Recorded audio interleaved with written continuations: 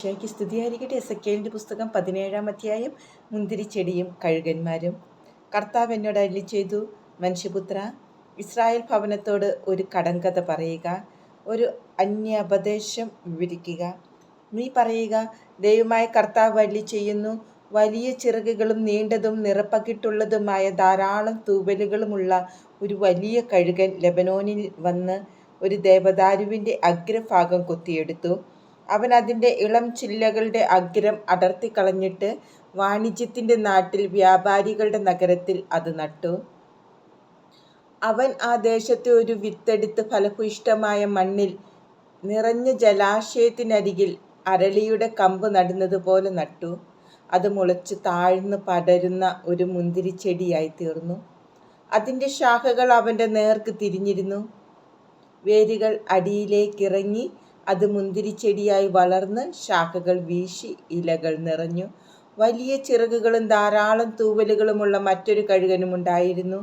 തന്നെ അവൻ നനയ്ക്കുമെന്ന് കരുതി മുന്തിരിച്ചെടി അവൻ്റെ നേരെ ശാഖകൾ നീട്ടുകയും വേരുകൾ അവൻ്റെ നേരെ തിരിച്ചുവിടുകയും ചെയ്തു.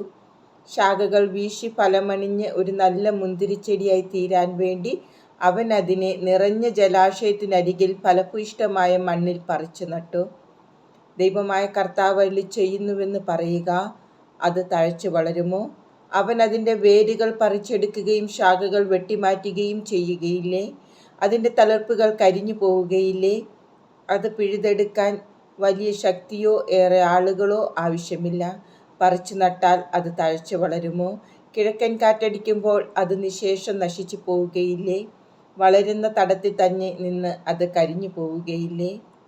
കർത്താവ് എന്നോട് അരുളിച്ചെയ്തു, ധിക്കാരികളുടെ ഭവനത്തോട് പറയുക, ഇതിൻ്റെ അർത്ഥമെന്തെന്ന് നിങ്ങൾക്കറിഞ്ഞുകൂടെ?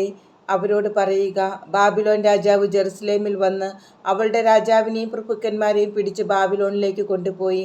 അവൻ കുമാരന്മാരിൽ ഒരുവനെ തിരഞ്ഞെടുത്ത് അവനുമായി ഒരു ഉടമ്പടി ഉണ്ടാക്കുകയും അവനെക്കൊണ്ട് സത്യം ചെയ്യിക്കുകയും ചെയ്തു.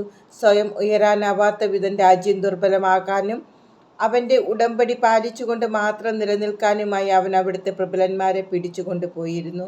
എന്നാൽ അവൻ കുതിരകളെയും വലിയൊരു സൈന്യത്തെയും ആവശ്യപ്പെട്ടുകൊണ്ട് ഈജിപ്തിലേക്ക് സ്ഥാനാപതികളെ അയച്ച് അവനെ ധിക്കരിച്ചു.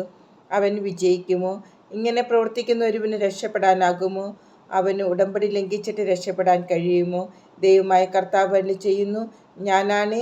ആരവനെ രാജാവാക്കിയോ, ആരോടുള്ള പ്രതിജ്ഞ അവൻ അവഹേളിച്ചുവോ, ആരുടെ ഉടമ്പടി അവൻ ലംഘിച്ചുവോ, ആ രാജാവ് വസിക്കുന്ന ബാബിലോണിൽ വച്ച് തന്നെ അവൻ മരിക്കും.